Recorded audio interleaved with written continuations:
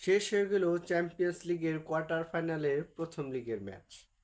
এই কোয়ার্টার ফাইনালে উঠেছিল Barcelona, Real Madrid, Arsenal, Aston villa, PSG, Dortmund, inter Miami, Bayern Munich. Number 3, Pythagoras এই সংখ্যাটাকে তার প্রভু মনে করতেন, কিন্তু মাদ্রিদদের কাছে এই সংখ্যাটাই একটা আতঙ্কের নাম। তারা আর্সেনালের কাছে 3 গোল খায়, এমনকি বিপরীতে কোনো গোলও করতে পারেনি। চ্যাম্পিয়ন্স লিগে উঠতে থাকা রিয়াল মাদ্রিদের এই অবস্থা দেখে কষ্ট পাবারই কথা। তবে এটাই শেষ নয়, আরও রয়েছে 90 মিনিট।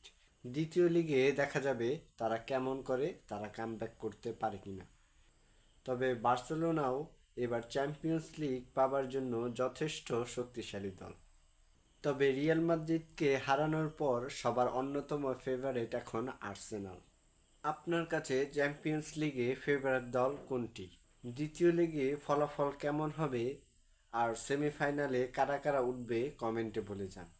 আর ভিডিওটি ভালো লাগলে এবং ফুটবলকে ভালোবেসে থাকলে অবশ্যই পাশে থাকবেন।